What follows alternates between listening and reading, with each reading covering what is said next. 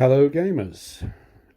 Today is Monday, August 28th, 2023, and I'm about to start playing a certain production by the name of D-Day at Peleliu by Decision Games. As we can see, this is the copyright 2017. And I have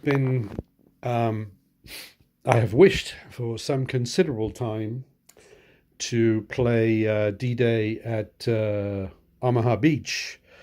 But this game has proven very difficult to get hold of at any kind of a price that I would consider spending. It's out of print right now. And so every once in a while something comes up on eBay for very high prices or on Board Game Geek. But what did come up on eBay was D-Day at Peleliu. It's not an action that I'm familiar with. Tend not to be terribly familiar with the Pacific War, World War II in any degree of detail. But the system is so highly rated and the games are so highly rated that I thought, well, here's a game I can get hold of. And hopefully, once I played it, the experience will stand me in good stead to then be able to play D-Day at Omaha Beach, which I understand from, I believe it's in the UK, it's Zatu Games. They are taking back orders for it. And I think they had an estimated delivery date for the next version to be sometime in October of this year, 2023. I realize that might be optimistic. Anyway, I'm considering placing a back order for it, so which is all very fascinating stuff. But I really look forward to playing that. Anyway, I've got this one all set up, and as of course I play. Almost every game I play is solo, and I have got a number of solitaire games. I've probably got about 15 solitaire games, but none of them have really grabbed me as, like, wow, what a great experience. I can't wait to play the game again. I've yet to find that. So this is such an innovative system. And it's by John Butterfield, if memory serves, who I believe was behind, I really should have checked this, but I believe was behind Ambush way back from like the early 80s. And I did play that when it came out in the early 80s, and I thought it was marvelous. And I still have it. I should probably play it again sometime. But anyway, so I've got everything all set up. And as we can see, we've got the three American. Well, it doesn't exactly say tank on them, but I believe they're called armored units anyway. So of course they're obviously armored landers there on the beaches, and these chaps will be coming along and landing on turn 2. So we're about to play basically turn 1, as far as I can tell, and. We've already got a lot of disrupted Japanese units that we can see hither and thither. They're disrupted by the US pre-landing bombardment, and it's good because of course the Japanese units are inverted, so like a box of chocolates, you never know which one you're going to get. So there should be a lot of surprises. The color coding system is very interesting. The fact that there's no use of dice. It's all controlled by the card deck. Very interesting. And so with that, I'm going to get started, and we'll rejoin the game after a few phases, or perhaps after the first turn. Okay, here's to it. And what I've learned is that I'm definitely treating this one unlike the films I've made before, I suppose. This is different in that what I'm doing is definitely a learning exercise. Uh, I mean, a very basic learning exercise. I've started playing the game. I wanted to. I wanted to get my hands on it and start moving some units around, without by any means having fully grasped the rules. I find the difference with this game is that, and this is one of the things that was true, of course, of as such innovative things as Ambush, which was by the same game designer, is that you haven't experienced anything like it before. So, unlike other games where you could sort of say, oh, look, oh, it's zone of control, oh, it's hexagons, oh, that's the line of supply, this sort of thing.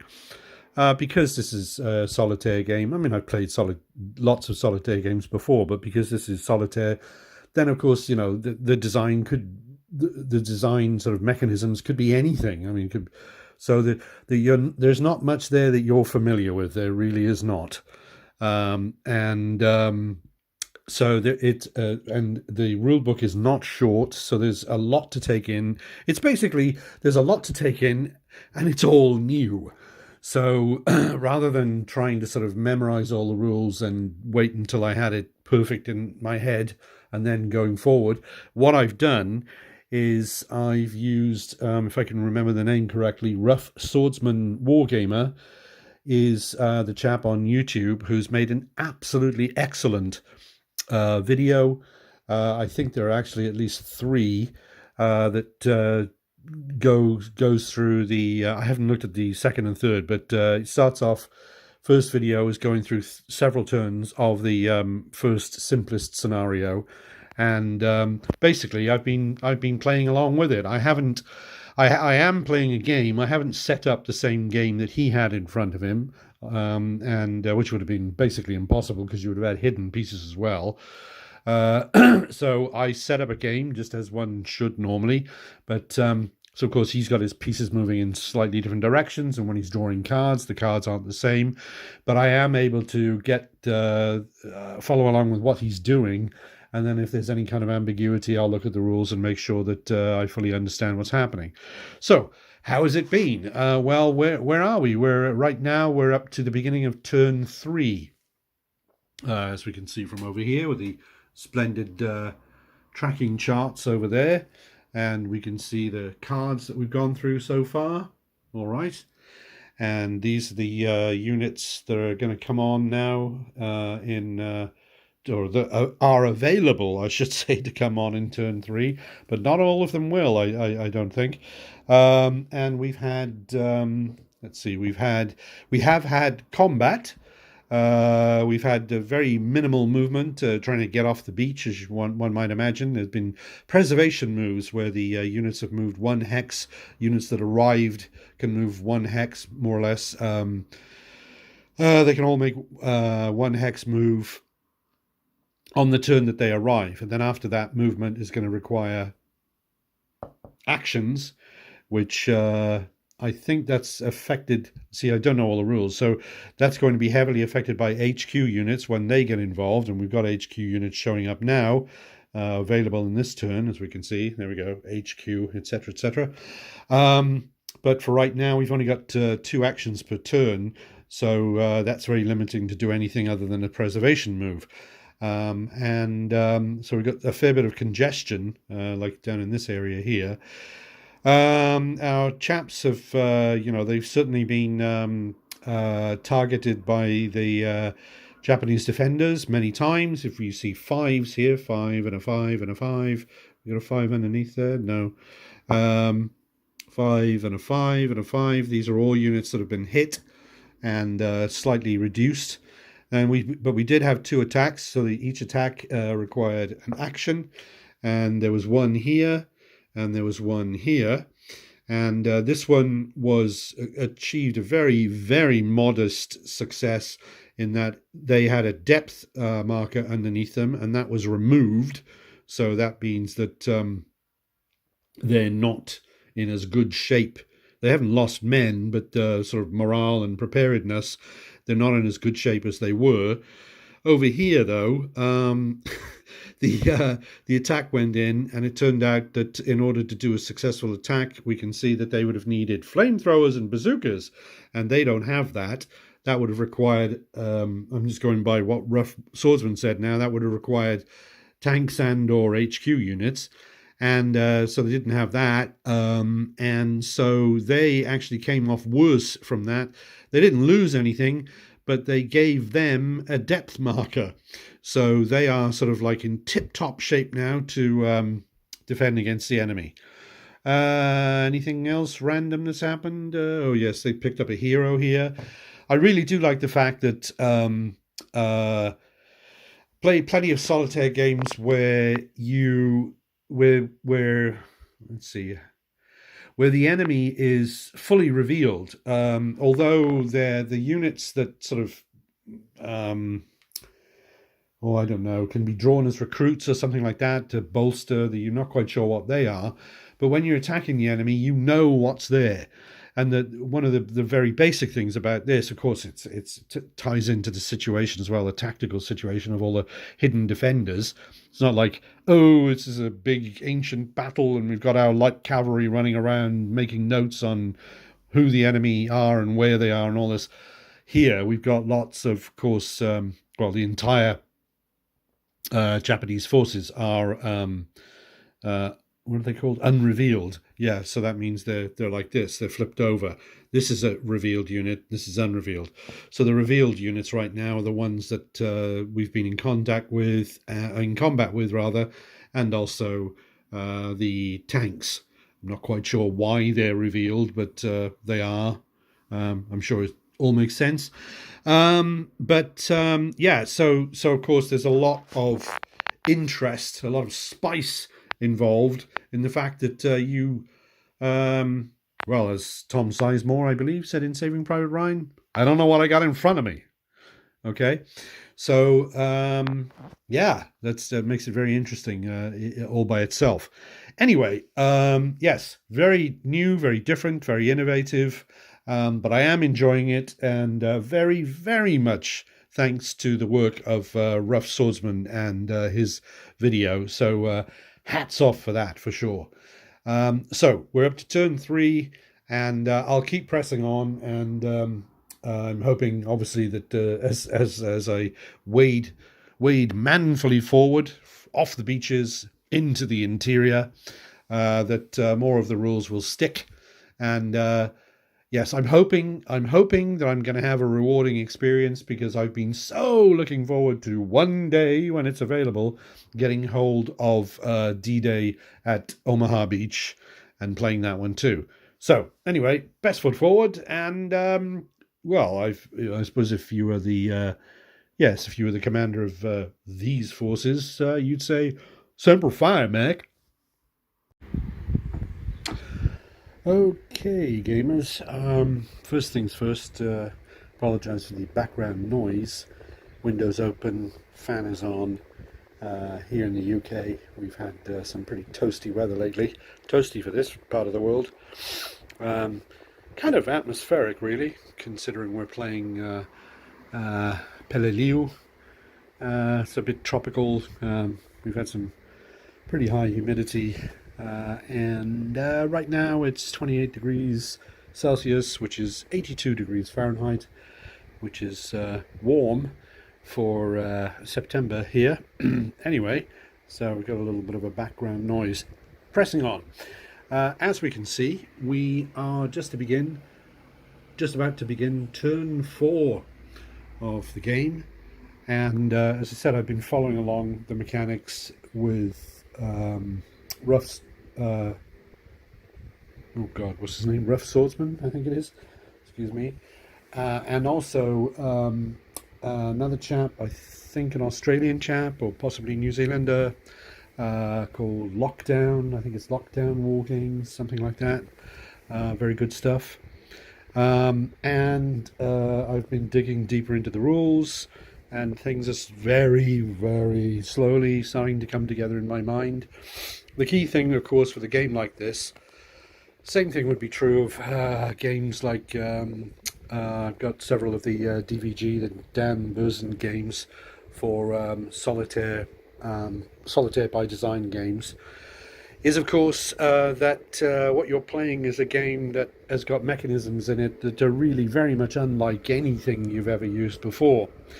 And in this particular game, because there are no dice and there's all this color coding and that sort of thing going on, um, you're really dealing with a lot of information that you have to process and memorize from the rulebook that is unlike anything you've ever done before. But I really do look forward to using the expertise I've gained here to play this game often, I hope. But also, when I finally get around to getting a hold of a copy of D-Day at Omaha, I look forward to that as well. At the moment, I have very little sort of feel for what is a good move and what is a not so good move. So that'll come with time, I'm sure. But I am getting the basics down, I think. And the situation that we have at the moment then is well, we're about to start turn 4. So these, of course, are the units that will be coming on this turn. If they or what sort of shape they'll be in, we don't know. They may have drifted and they may have been hit by Japanese defensive fire. And then on board we have these units here, and basically, of course, you've got at this stage you've got 2 actions per turn. Except then you have 3 actions basically for stacks that have an HQ, an infantry HQ unit with them, the ones with the stars on them basically. They are not regimental HQs, so as far as I understand it, they don't have a radius, as it were, but they do give a free move to themselves and the unit they're stacked with. Also, a free move for the unit it's stacked with is given to a hero. So we have a hero here, Soldier Hunt, and also Soldier Pope over there. And we can see in this case over here, because they had the free action, that was awfully handy, because what happened there was, it was actually a very easy one for the Americans. This particular unit here fired, or these 2 units perhaps it was, fired on this position here. They weren't firing through brush, so they weren't reduced for that. They fired on this position here, and they simply revealed and eliminated the unit that lay within. And then subsequent to that, using the free action, Pope and his chums, or his pals, I should say, his guys, soldiers, moved in from here, moved into there. So they actually have taken that position. That's the first Japanese position that has been taken. The Marines have got a loss over here. So that's the first unit that has gone in there, and there's the remnant of the unit is here. And as we can see from the chart, once we get up to the next turn, turn 5, a catastrophic loss occurs if, see, it says CL10. So if you'd lost 10 units by that point, the game would be over. You'd lost. So we're a long way away from that, but we've got to get stuck in, and of course casualties sadly will mount up. And so I think what I'm going to do now is press on, and we'll see how far we get in this turn. Okay. Well, just quickly, don't have a lot of time right now, but we've reached the end of turn 4. Ready to start turn 5. We've shuffled the deck. I did my first close combat here. Those units were in that shape before we went in. This unit went in. It was a strength of 7, and it lost 3 steps while it was in there. It was nothing went the way of the Marines, and so they've ended up there. Let's see. Units basically sort of creeping forward slowly. Now the infantry losses has shot up to 5, and on turn 5, our next turn, if we had 10 losses of 10, we'd have a catastrophic loss. So got to keep an eye on that. And yeah, it's slowly coming together. The rules are slowly making sense, but in terms of having a feel for, am I doing well? You know, how is it going? That sort of thing. I don't have much of a feel for that. Um, so far, we've taken one position and moved slightly beyond it. This position here is out of communication because it's surrounded by what I might call American zones of control. I'm not sure if that applies to this unit here because it's got that unit there, which has got a sort of zone of control there. That's an unofficial term, not a game term. Um, anyway, got to run. Enjoying it, yes, and discovering more each time. Oh, and now we've also got about to come on. We've got, I think these are regimental HQ. They look different from the infantry HQ units, like those. And also we've got engineers, evidently. So we've got three sets of them there, there, and there. So they'll be making a difference too. And we've also, in turn 5, we've got Japanese action R, which means they generally mean several different things depending on the context. Well, I mean, I say as usual, here's to it. Hello, folks. Yeah, we've still got the fan on, so that's what's in the background. It's the next day, and it's still warm. So, moving on.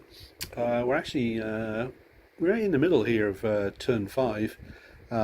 We were actually reached the Japanese fire phase. Before then, we had the event phase. Oh, well, let's just go back to the beginning of the turn. Um, the landing checks were completely uneventful, very good for the Marines. Nobody got hit and nobody drifted. So everybody has gone ashore, and we have the engineers and we have the regimental HQs have come on. Um, I've had a look, and so far I've determined that the engineers, of course, have got their demolition charges and flamethrowers. Other than that, they're pretty much like regular infantry. I did a complete search for all references to engineers, and I don't believe that there are any other special capabilities that they have. Well, climbing cliffs perhaps, but that sort of thing. Yeah, so demolition charges and flamethrowers. And then you've got the regimental HQs. Important thing on them is that they don't count against stacking. And they also give an action to units that they are with, excuse me, or units that are in an adjacent hex, so long as they haven't yet moved. So you should sort of command your units and have them all sort of move, and then the regimental HQ would move forward later on, probably something like that. Anyway, very interesting because now we've got some commanders ashore that can definitely, in a big way, increase the number of actions we can take each turn. Then the other interesting thing that happened was in the first event phase, a Japanese counterattack has been launched. Now, the one break, I don't know if it's much of a break, but the one thing that the Marines did have in their favor on that one was that although they've got the four Japanese tanks involved in the counterattack, there was only one Japanese infantry unit that could join into the counterattack because it had to be within 3 hexes of any of the tanks, and it had to not be manning an artillery position. And there was only one, so we can see with the 5 counterattack markers right there, 4 of which are tanks, and the one on the extreme left is an infantry unit. So that is the counterattacking force. And so you remove the depth markers, you replace them with counterattack depth markers, which you put on top. And then that's the end of that, and then we come to the Japanese fire phase. And in the Japanese fire phase, the first thing you do is you deal with the actions of all the counterattacking units first. They don't need matching colors, they're all going to act, and they're, as I understand it, the only thing that they do is either move or engage in close combat. So we're going to see a lot of movement from those 5 units before we even get into normal Japanese fire phase. Interesting also is in the Japanese fire phase we can see we have a star symbol, which means that if there are yellow positions that can fire on HQ units or leader units, any unit with a star, sorry, HQs or heroes, they can in fact fire on them. If that star wasn't there, then normally you can't fire on units like that. So let's get on with the counterattack. The counterattack is really interesting, of course, because it means that things are rather more fluid than they would be were this not the case. I remember, for example, when I was playing excellent game, Field Commander Alexander by DVG, and I've only played it once. I thoroughly enjoyed it. I look forward to playing it again. But the one thing in that was that essentially the enemy doesn't move. So you just sort of wade through the sort of surface of the earth, conquering and so forth. But the enemy is never going to sort of like outwit you by sort of moving behind you to the next sort of large region, as it were. So it's all about sort of moving forward in battles. But here we've got some substantial movement going on, and let's hope. I look forward to seeing how the robot, as it were, the bot or the AI, if you want to call it that, the game mechanisms control the enemy. Right, well, off we go. Right now we're in the middle of the US action phase for turn 5. And it's definitely, things have changed a lot because of the arrival of the HQ, the regimental HQ units, who are able to give actions to units stacked with them and units adjacent to them, as long as they haven't yet moved themselves, the HQ units. And this, of course, has meant that if you've then got units that are, for example, adjacent to a Japanese position, you can command, a lot of units. Like, let's say, typically in the actions that I just took, or the attacks that I just made, typically commanding, let's say, 4 US units, and this means that you can have big numbers involved in attacking the Japanese position. So we're talking like 22 or 20 or 22 combat points, this sort of thing, attacking the position. And as long as nothing extraordinary happens, chances are you're going to take them. Also, it's turn 5, and by the time we get to turn 5, the US attack results chart changes, because turn 5 and above, or Bloody Nose Ridge, you get the result of depth marker eliminated and unit defeated, whereas earlier you'd have depth marker eliminated and units disrupted. So it's a sort of slow process of attrition. As a result of which, I'm using my own marking system here, where I've used these little red markers to indicate units that have taken an action, because we've got an action here that was with those two US action taken markers, which is where we're using the actions that don't require HQs, and here I'm using it to indicate units that have acted under the command of an HQ, so they can't do anything else. And then, of course, traditionally, when they're twisted like that, it just shows that they've moved. Anyway, as a result of that, we had an attack on this hex here at B5 and destroyed the Japanese occupying that hex, and we also had the same thing up here at A2, which even though it's an A, it is a position that can project fire into landing hexes, so it's one we want to go after. So we've bagged that one, and we haven't occupied it yet. We shall see about that.